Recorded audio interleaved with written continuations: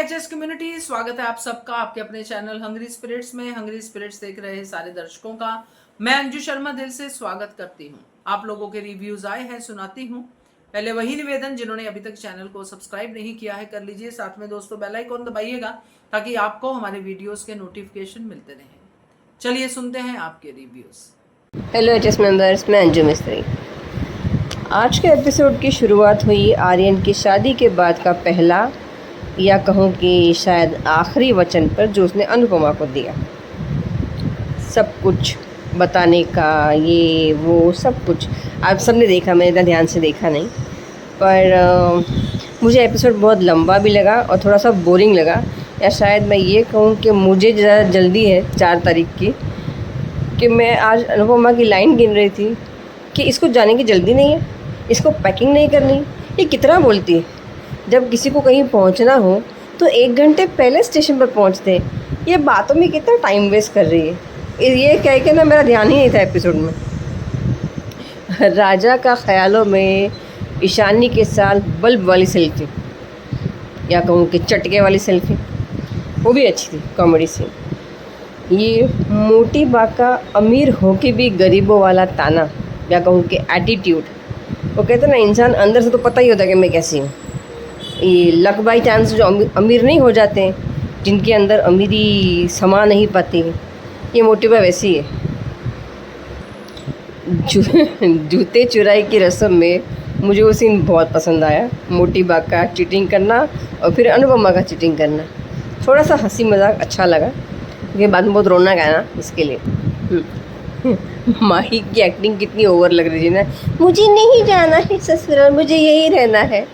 और अनुपमा ने कहा कि कान्हा जी ने मान लिया तो नहीं नहीं नहीं नहीं, मेरे को जाने का है। फट से बाजी पलट दी कि नहीं, मैं तो जाने को तैयार हूँ एकदम। सबसे गले मिली और राही ने कहा कि हम आज छोटी बहन और बड़ी जेठानी बन के रहेंगे।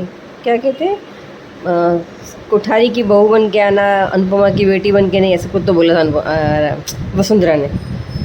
और क्या कहा राही ने, हम दोनों बहनें बन के रहेंगी। पर क्या वसुंधरा रहने देगी? पर तब तो सब ख़त्म ही हो जाएगा। अच्छा है।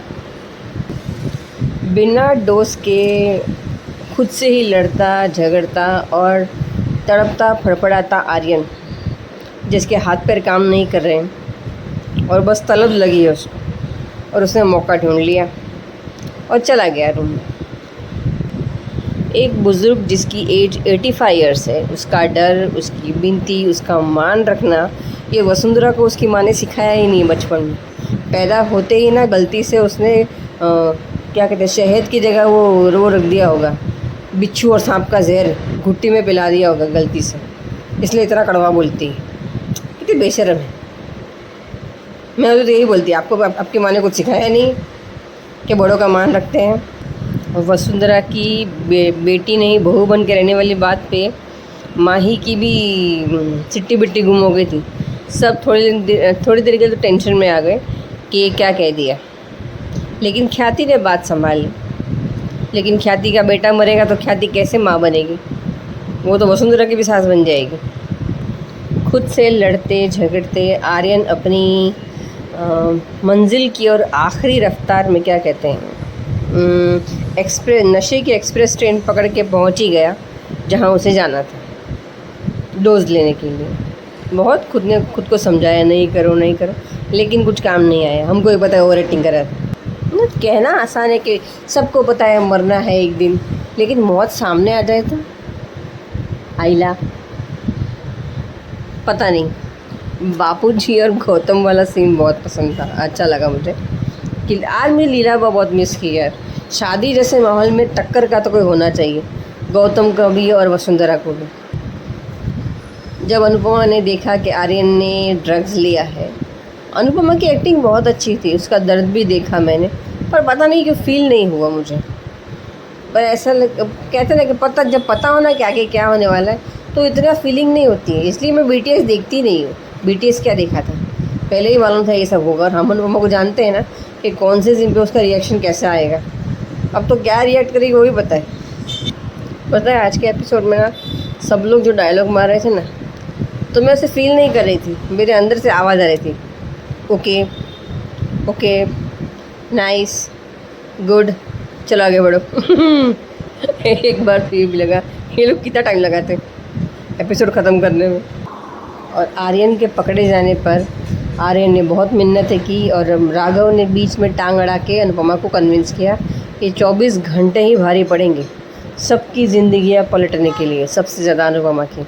और मुझे इस बात का बड़ा इंतज़ार है। मतलब आर्यन बेचारा मरने वाला है और मैं पत्थर दिल ऑडियंस की तरह कह रही थी अच्छा और कितना बोलेगा ये मरने से पहले। पता है कितना बुरा लगा मुझे बोलने के बाद, लेकिन क्या है ना, हम ऑडियंस में पत्थर दिल होते तो इंतज़ार नहीं हो रहा 4 तारीख का मेरे को। और मुझे है ना ये सब कुछ इतना बोरिंग लग रहा है ना कि जल्दी समेट तो बेटर है। मतलब कोई आए कोई जाए मुझे फ़र्क ही नहीं पड़ा, ये लीप तो एकदम बकवास था। मुझे वेट है 4 जून का। ओके, अभी कल मिलते हैं, बाय बाय। जो जी हेलो नवीन सर जी, आपको और मेरी सारी फ्रेंड्स को मेरा नमस्ते। आज के शो में शादी का माहौल एक अच्छा था। विदाई की रस्में, जूते छुपाई की रस्में, ताने मारने की परंपरा को हमेशा की तरह बरकरार रखा वसुंधरा देवी ने, और उसका कहीं ना कहीं हाजिर जवाब की तरह शाह परिवार ने जवाब भी दिया, उल्टे आड़े हाथ भी लिया। गौतम की भी अच्छी खिंचाई की बापूजी ने, लीला अगर होती तो ऐसा करती, जो भी कहा चलो ठीक है। पर हम लोगों को कहीं ना कहीं आर्यन की मौत कैसे होगी, आर्यन अभी यहीं शाह परिवार में कि में हो जाएगी या फिर बाद में होगी, ये थोड़ा बेचैनी मन में थी। क्योंकि आर्यन जाने वाला है मालूम था। कल के शो में हमने देखा कि आर्यन की डेथ नहीं हुई है, और ये भी पता था और सुनने में आ रहा था कि आर्यन अनुपमा को मना करेगा, सबको बताने के लिए प्रॉमिस करेगा, जो भी कहा। तो ये सब हम देखने के लिए इतना बेताब थे। तो क्योंकि फिर इसलिए ये जो रस्में थी ना, ये कहीं ना कहीं आँखों से ये जा रही थी कि नहीं अब उसको कैसे भी आगे ढकेलना है। पर अब आ गए सही समय कि आर्यन अंदर गया वॉशरूम के लिए, और अनुपमा को भी काम था। अनुपमा भी कैसे भी चलते फिरते कैसे भी वहाँ पहुँच गई, उसे याद आया सिंदूर की डब्बी, वो वहाँ पहुँच गई। अब अनुपमा वहाँ पहुँची और जैसे देखा उसने आर्यन को उस रूम में, तो अनुपमा की जो हालत थी, एक माँ की जो हालत थी, ड्रग्स के बारे में देखते तो कैसे ही घबराती नहीं। बेटी की अपनी एक बेटी को ऐसे, अपना दामाद को ऐसे देखेगी तो कैसे घबराएगी, कैसे पैनिक होगी। वो उसका एक्टिंग और उसकी जो सही थी, बहुत सही था, बहुत वहाँ तक अनुपमा बिल्कुल सही थी। यार राघव का आ जाना, राघव क्या अनुपमा का पीछे कर रहा है? अब जहाँ अनुपमा अंदर, अब राघव का कौन सा काम है यार? मुझे नहीं समझ में नहीं आ रहा। राघव गलत नहीं है, फिर भी कहीं ना कहीं मुझे लगता है कि राघव ने कल गलती की, आज भी अनुपमा ने जैसे उसको डांटा, उसको लताड़ा, उसको झिंझोड़ा उसकी कॉलर पकड़ के, तो वो जो भी कहा किया, तो एक माँ जो करती है वो अनुपमा ने कहा, और कहा कि चल अब सबको बताते हैं, घर में तुझे सबको बताते हैं। तो यहाँ पे आर्यन ने हाथ पैर जोड़ना शुरू कर दिया, माँ की माफ़ी मांगी कि अब नहीं होगा, ये लास्ट गलती है, मैं कंट्रोल नहीं कर पाया, मैंने माँ ही को प्रॉमिस किया, जो भी कहा। तो यहाँ मुझे लगता है कि अनुपमा अगर कोई फैसला लेती है ना कि बताना चाहिए, तो मुझे लगता है कि वो होशियार देना चाहिए था। यार आगो पीछे बोल के यानी हमें पूरा गलत नहीं, पर हाँ गलत है, क्योंकि यहाँ अनुपमा बिंदास, अनुपमा पे आता नहीं, जिम्मेदारी आती नहीं अनुपमा पे जो दोष लगता। ये लोग तो बिना सोचे अनुपमा पे दोष लगाने वाले हैं, क्योंकि पता चला तो कब पता चला, ये भी तो बहुत मैटर करता है ना। तो यहाँ राघव ने बोलना नहीं चाहिए था अनुपमा को कि अनुपमा फैसले लेने में सक्षम है। भाई हर बार तुम क्यों उसे सलाह दे रहे हो? मुझे नहीं अच्छा लगता है राघव का ये सलाह देना कि आर्यन को मौका देते हैं, क्योंकि ये ऐसी हालत है, क्या पता है राघव को कि इसको कब से लत है, कितने दिनों से ये ले रहा है, ये आखिरी डोज है, ओवर डोज है, क्या ये किस हद तक ले चुका है, ये किसी को पता नहीं है। तो वो अनुपमा को नहीं मालूम था, अनुपमा को क्यों उससे रोका? अनुपमा जो चाहती है उसको करने देना चाहिए था। यहाँ उसने हाथ पैर जोड़ना शुरू किया कि मैं नहीं करूँगा, वादा करूँगा। तो क्या ईशानी वाली हालत सब भूल गए? यहाँ पर क्या अजीब सा लगा कि ईशानी को सबका परिवार का साथ था। अनुपमा ने बहुत अच्छे से समझाया है कि ईशानी को परिवार का साथ था, तो ईशानी संभल गई, सुधर गई। पर तू परिवार को क्यों नहीं बताना चाहता? तो अभी शादी वाला दिन था, इसलिए अनुपमा नहीं, तो अनुपमा को क्या पता है कि वो आखिरी डोज है क्या है? तो यहाँ कभी कभी कोई सामने वाला कुछ करता है ना तो करने देना चाहिए था। यार राघव बीच में क्यों बोला, मुझे नहीं अच्छा लगा। दूसरी बात है कि अगर जो होता है वो होने देना चाहिए था, बीच में टोक के क्या ही मिलता। ओके वो वादा कर रहा है उसकी बात सही है यार, तुम ये सब जानते हो यार, एक दिन पहले तुम इतनी स्पीच दे रहे हो और उसी हिसाब से चलते नहीं हो तो अजीब लगता है। दूसरी बात है कि थैंक गॉड मुझे लगा चलो शाह परिवार में नहीं हुआ है इसकी डेथ, यानी आखिरी डोज जो ओवर डोज था ये शाह परिवार का नहीं था, ये लड़का शायद कोठारी में भी जाके डोज लेगा ऐसा मुझे लगता है। उसको मजबूर हो जाएगा वो लेने का, वो होगा उसका ओवर डोज या आखिरी डोज, ऐसा जो भी है ना, हम कह रहे हैं ओवर डोज की वजह से उसकी डेथ होगी। तो यहाँ अगर माही अगर इल्ज़ाम लगाती है अनुपमा पे तो तुझे पहले से पता था, तूने क्या अनुपमा को बताया पहले? तुझे तो सिर्फ शादी करने की, कैसे भी करके शादी करना, क्या ईशानी की बात तुझे पता नहीं? तो ये गलत होगा। दूसरी बात है ख्याति और पराग और ख्याति माँ बाप है। हमारे बेटे के वो जो दोस्त आए थे वो माही के साथ, ये वही दोस्त थे जिन्होंने इसके साथ बदतमीज़ी की थी, क्या किसी के साथ, राही के साथ। तो प्रेम भी जानता था, वही दोस्त शादी में आ रहे, तो कहीं ना कहीं से अपना बेटा आ रहा है, क्या कर रहा है, उसके रूम में क्या है, वो क्या ऐसा थोड़ा सा ये हो रहा है क्या है, कहीं ना कहीं तो अलर्ट होना चाहिए था। अपने बेटे को शादी बोला तो शादी करवा दी, ये बोला तो ये जिम्मेदारी, कहीं ना कहीं मुझे लगता है कि पहले सोचो। अगर इसके पहले नहीं पता चला, पर डेथ होने के बाद सिर्फ ताव देखा था, ताव अगर अनुपमा पे बरसेंगे तो एक 4 उंगली अपनी तरफ भी उठेगी। ये भी देखना चाहिए कि हम कैसे माँ बाप है भाई, हमने क्या किया हमारे बेटे का, कहाँ हमने सोचा कि वो किसके साथ उठता बैठता था, कहाँ पढ़ा, किस कॉलेज में, कैसी पढ़ाई की, कौन है क्या है। वो दोस्त आए तो उनकी तरफ देखना जरूरी नहीं समझा था। एक ये समय याद है कि जब प्रेम की शादी हुई थी तो प्रेम अपने वो जो उनके यहाँ पे जो सर्वेंट थे उनको गाड़ी में बिठा के, तो ये प्रेम का देखना, प्रेम की तरफ पराग का देखने का नज़रिया कितना अलग था कि ये इन लोगों को लगा रहे। अब ये दोनों दोस्त उसके वहाँ पे आ रहे थे, इनको कोई फ़र्क नहीं पड़ रहा, क्या पता करना माँ एक ये नहीं, यही मुझे कहना था कि वो किस दोस्त के साथ रहे, ये दोस्त अच्छे या नहीं है। तो एक पिता का फ़र्ज या माँ का फ़र्ज लाड़ प्यार करने से इतने दिनों बाद मिला, उसी से पूरा हो गया। तो यहाँ अगर अनुपमा पे इल्ज़ाम किस बेस पे लगा रहे, क्योंकि क्या पता है अनुपमा को कि कब से डोज ले रहा है, क्या एक डोज लेने में मौत हो जाती है क्या? अनुपमा ने नहीं पता, चलो शादी वाला दिन है शायद, वो बाद में शादी के दूसरे दिन या तीसरे दिन जब भी वो बताती, पगफेरे में बताती है, कुछ भी बताती है, उसने आर्यन को एक मौका दिया था। तो क्या अनुपमा पे बिना वजह ही ऐसे इल्ज़ाम लगा देंगे ये लोग? तो बड़ा अजीब सा नहीं लगेगा क्या? अब सबका दोष अनुपमा के सर पे, तो कुछ बात हमने भी सोचनी, इन लोगों ने भी सोचनी चाहिए। तो देखते हैं आगे। Thank you so much Anju ji, thank you so much Naveen. नमस्ते अंजू जी, नवीन जी, मैं सोच रही अनुपमा के लिए क्या कहूँ मैं, ये लोग क्यों नहीं समझते, जितना छुपाओगे उतना फंसोगे आप, ये क्यों नहीं समझते ये लोग। मैं मानती हूँ जो आदत पड़ जाती है, अच्छी हो बुरी हो जो भी हो, इतना आसानी से नहीं छूटता, इतनी आसानी से आप आदत ले पाते हो। बहुत मन लगा के करना पड़ता है, मन दृढ़ता से करना पड़ता है। आपको मेंटल स्ट्रेंथ बहुत ज़रूरी है, मन का शक्ति बहुत ज़्यादा होना चाहिए। जितना फिजिकल, जैसे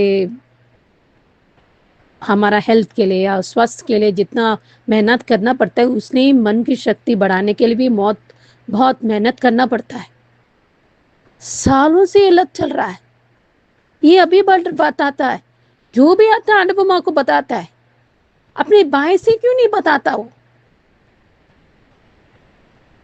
मेरी एक बुरी आदत है, मैं जानता हूँ, पर इतना आसानी से नहीं हो पाता। ईशा ने अभी किया था, क्योंकि हर एक सर्कमस्टेंस, हर एक उनका इंसान अलग होते हैं। जैसे उनका जो हालात अलग होते हैं, वजह अलग होते हैं। ईशानी का, उसको फांकी की माँ जी, वो बहुत जोर जबरदस्ती बार बार करने की वजह से उसको ये लेना पड़ा। गलत हाथ में गलत रास्ते चले गए कुछ समय तक। पर उसका अच्छा नसीब है कि अनुपमा उसकी नानी है, उसकी मन वक्त आने पर उसे हाथ छुड़ाया था उसने, मतलब उस नशे का उस वस्तु को उसने वक्त रहे उसको छुड़ा दिया था। कुछ उसने मन भी बना दिया था, उसके भी मेहनत है, क्योंकि वो बहुत से मेहनत करके वो बुरे लोगों को भी पकड़ दिया था, क्योंकि राघव भी मदद किया था, सबकी साथ मिला था। इसे इस पता चला, क्योंकि राघव को पता चला, राघव को बता दिया, क्योंकि क्या कई बार क्या होता है, आपके सामने ही सब कुछ होता है फिर भी पता नहीं चलता। ये होता है, होना चाहिए, बात की बात है, नहीं सब कुछ सामने होने के बाद भी पता चलता है। ये पहले डॉक्टर को उठा उठा के मारना चाहिए। कैसे कैसे डॉक्टर है, डॉक्टर को कुछ होते होते हैं उनके उन्हें मतलब क्या कहते हैं, मतलब आपको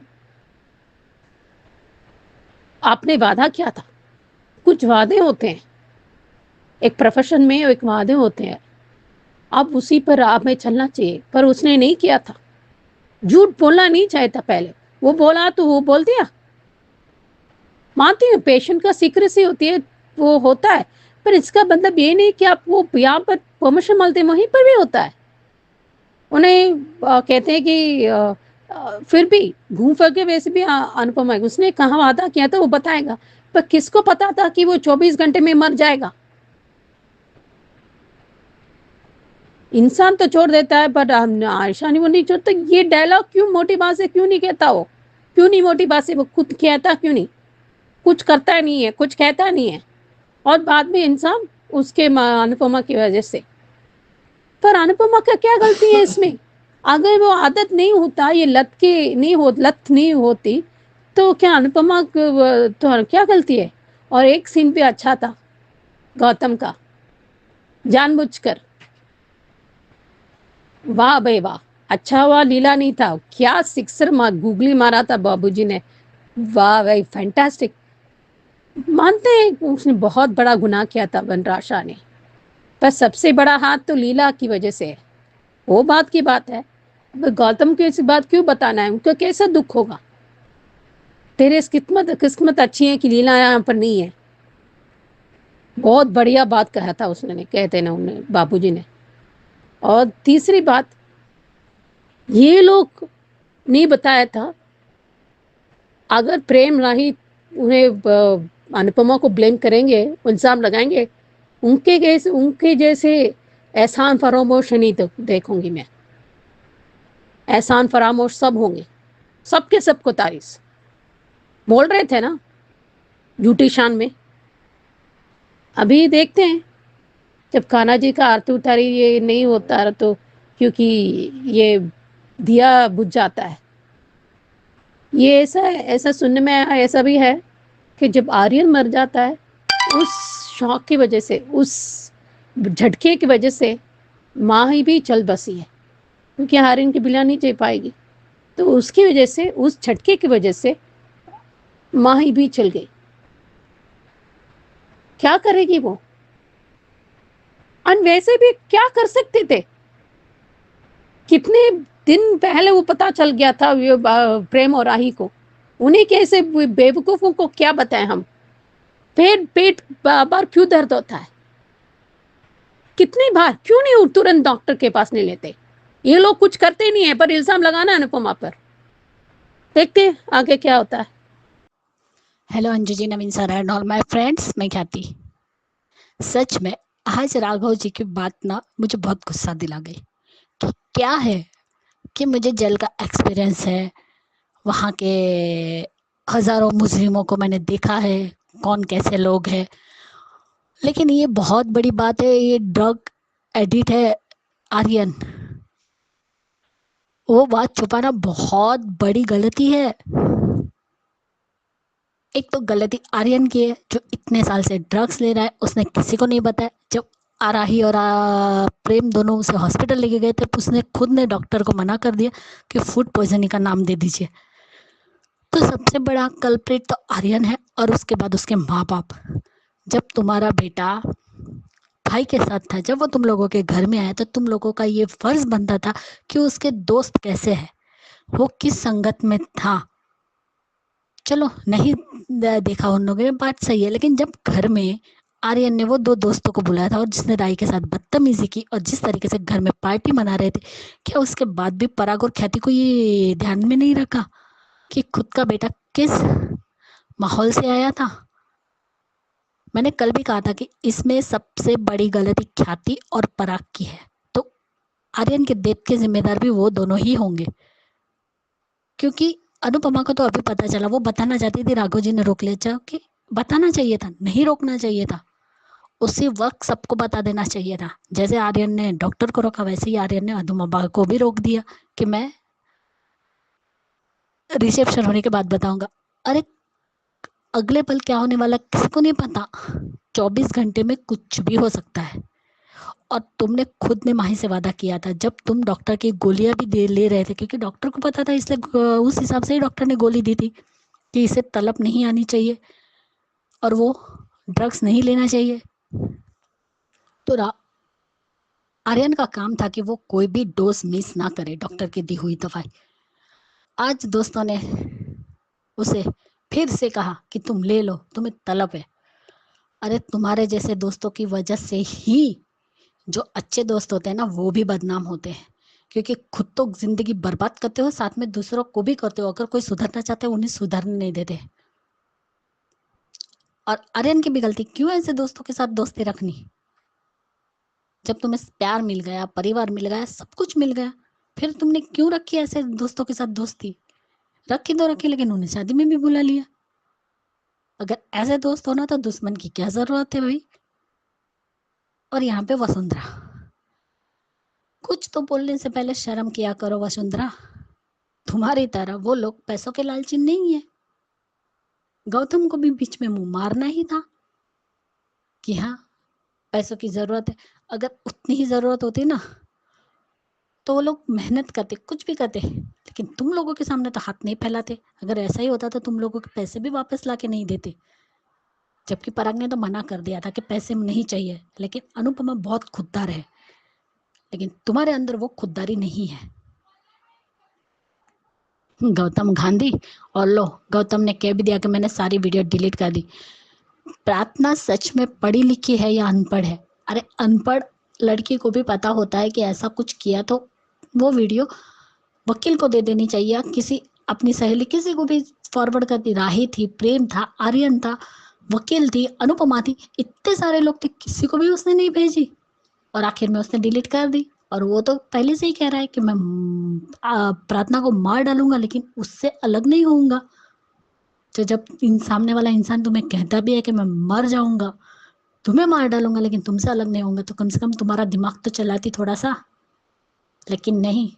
और ये सारा जो होने वाला है ना नाटक, वो वसुंधरा का ही कर्मा रिटर्न है, क्योंकि जब हम किसी बेगुनाह को सजा देते हैं ना, उसका एक ना एक दिन तो भगवान हिसाब करता ही है। इसलिए तो वो कहावत है ना कि भगवान की लाठी में आवाज नहीं होती। इसीलिए तुम्हारा पहला कर्मा रिटर्न मिलेगा, और अब देखते हैं दूसरा कर्मा रिटर्न प्रार्थना के रूप में मिलता है या मिलता है, शायद मिलेगा। लेकिन सच में विदाई वाला सीन अच्छा था, और अनुपमा वहां नहीं जाती, लेकिन वो सिंदूरदानी उसके कमरे में थी, वो लेने गई थी। और यहाँ पे आर्यन मस्त ड्रग्स लेके उसका आनंद ले रहे थे। उससे पता तक नहीं चला कि अनुपमा आई, ठीक है, तब नहीं देखा, लेकिन जब वो दरवाजे से टकराई तब वो भी आवाज आर्यन को नहीं आई। वो वहां बैठ के रो रही है, उससे पैनिक अटैक आ गया। और राघव जी ने संभाला। राघव जी, आपकी भी गलती है, चाहे कुछ भी हो, जाने अनजाने हो, कुछ भी, लेकिन आपने अनुपमा की बर्बादी की कहानी तो लिख ही दी। जब प्रेम के टाइम में उन्होंने 1101 रुपया लिया, तो क्या आर्यन के टाइम पे 1 लाख रुपए लेंगे? ऐसा हो ही नहीं सकता। ये अनुपमा के संस्कार है। तुम जैसे अमीरों के ही वो चौचले हो सकते हैं, जो 5 लाख 2 लाख मांगे तो तुम लोग दे देते हो, लेकिन ये बच्चे वैसे नहीं है। कुछ भी हो, लेकिन सबसे पहले पता तो अनुपमा को ही लगना होता है, ताकि बाद में आगे जाके अनुपमा ही फंसे। आर्यन भी शायद अनुपमा का नाम ले सकता है, लेकिन नहीं लेना चाहिए था उसे, क्योंकि वसुंधरा कोठारी को अपने मन का घोड़े दौड़ाने बहुत अच्छे से आते हैं। कहानी को कहाँ से कहाँ पहुंचाना वो बहुत अच्छे से जानती है वो। आज भी वो कल भी कह रही थी अपने दामाद से कि मैं आपको और प्रार्थना को अलग नहीं होने दूंगी। खुद की बेटी को तो अमेरिका भेज दिया, जबकि उसका पति मारता भी नहीं था, और यहाँ पे जो दामाद मार रहा है उसके साथ उसकी पूजा की जा रही है और कहा जा रहा है कि अब मेरी पोती आप ही के साथ रहेगी। यानी मार खाए, एक दिन जब मर जाएगी तब सर पकड़ के बैठना तुम वसुंधरा। लेकिन शायद तब भी तुम अपनी पोती में ही दोष निकालोगी या फिर अनुपमा को दोष दोगी। जिस मामा ने पाल पोस कर आर्यन को बड़ा किया और उसी मामा को शादी में नहीं बुलाया, वाह क्या बात है। यहाँ गलती माही की भी है। माही ने ईशानी को बहुत पास से देखा था कि उसकी क्या हालत थी, फिर भी उसने इतनी बड़ी बात छुपाई। तो जिम्मेदार माही भी है आर्यन की इस हालत की। पराग और गौतम ने जैसे अनुपमा की कुंडली निकाली थी, वैसे अपने बेटे की कुंडली क्यों नहीं निकाली? खुद की कुंडली कोई नहीं निकालता, लेकिन दूसरों की कुंडली पहले निकाल के रख देते हैं। विदाई वाला सीन बहुत इमोशनल था। ये गाना सबको रुलाता है। Bye Anju ji, Naveen sir, good night. Hello Anju ji, Naveen ji, नमस्ते, और सभी को सुजाता का प्यार भरा नमस्ते। आज का एपिसोड देखा, अच्छा था। आज तो जिस तरह से शाहज ने, चाहे बच्चे हों चाहे बापू जी हो, सब ने जिस तरह से गौतम की बैंड बजाई है ना, वो मज़ेदार था। जब जूतों चढ़ाई के लिए वो जूते चढ़ाए तो लिए हैं लोगों ने, और सब लोग मैदान में कूद गए हैं, और वो जूते जो है पहले तो वसुंधरा ने ले लिए थे, लेकिन उसके बाद अनुपमा ने जब कहा ना कि वो आपके उस पे साड़ी पे चिपका ली, तो और तब तक अनुपमा ने फुर्ती से वो जूते उठा लिए। मज़ेदार सीन था। और ये आर्यन बार बार जब वो छोड़ने की कोशिश कर रहा है, तो क्यों उसके दोस्त उसके पीछे पड़े हैं? पर कुछ लोग होते ही इस तरह के हैं, तो क्या कर भी क्या सकते हैं, जो अपने किसी को भी उससे दलदल से निकलते हुए देखना ही नहीं चाहते, जो बार बार उसको उसमें खींच लाते हैं उसी दलदल में। और हाँ, इसकी आयरन की विल पावर तो बहुत ही कमज़ोर है। खैर हो भी जाती है, क्योंकि जब नशे की लत लग जाती है, और जब अनुपमा ने देखा है तो उसको वो ईशानी वाला सब कुछ याद आया है। और जब आज तो जब इसने गौतम ने कहा कि तुम लोगों को तो पैसों की ज़रूरत है और ये है, तो जो लोगों ने जवाब देने का कि आपके जूते होते तो हम 5 रुपए भी नहीं मांगते।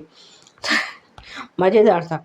आज तो जिस तरह से भर भर के बेइज्जती हुई है ना गौतम की, बहुत मज़ेदार है, बहुत मज़ा आया सुन के। और हाँ, ये उसके बाद जब उसने बापूजी ने को फिर टारगेट किया है गौतम ने, और बोला कि जो है ये वही बेटा ना जो आपका जिस बिल्डर के पैसे लेके भाग गया था। तो बापूजी का कहना था, अच्छा शुक्र मनाओ कि अभी यहाँ बाल नहीं थी, तो यहीं खड़े खड़े तुम्हारी जो है ना वो बिस्तरा गोल कर देती। जो भी उन्होंने जवाब दिया था मज़ेदार था। यहाँ पे भी उसकी बोलती बंद।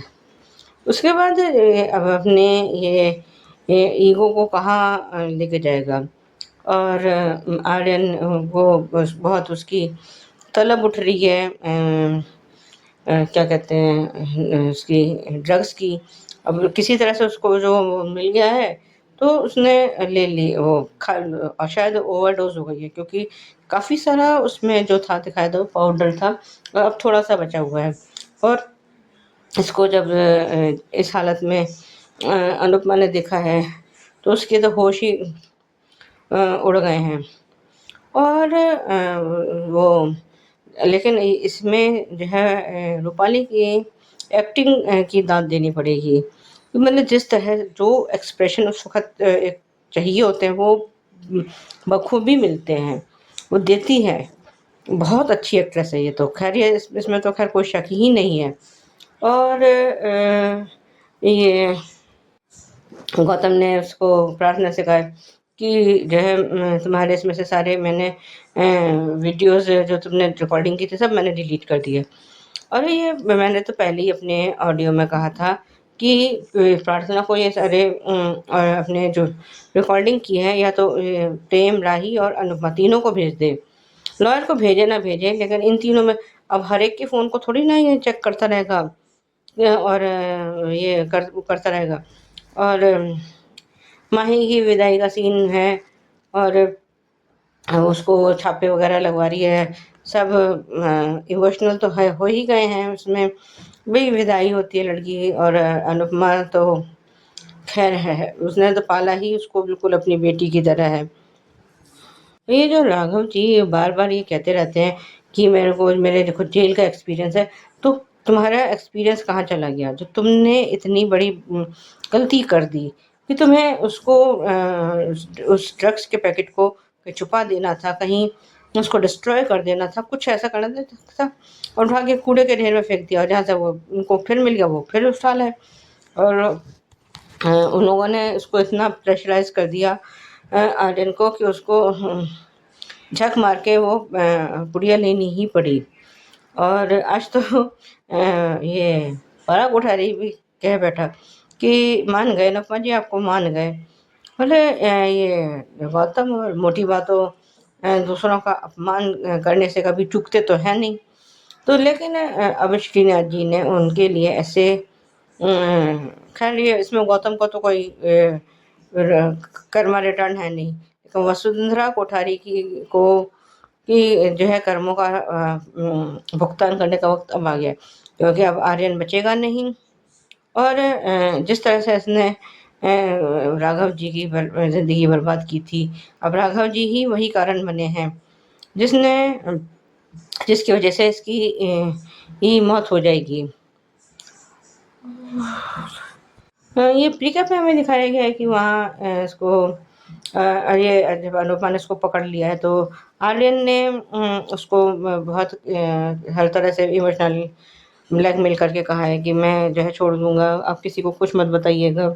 इतने में वहाँ पे वो मोटी भाभी पहुँच गई है और प्रीकैप हमें दिखाया गया है कि इसका गृह प्रवेश हो रहा है। और अब आगे देखते हैं, सब लोग बहुत खुश हैं। आज के लिए अभी बस इतना ही, धन्यवाद।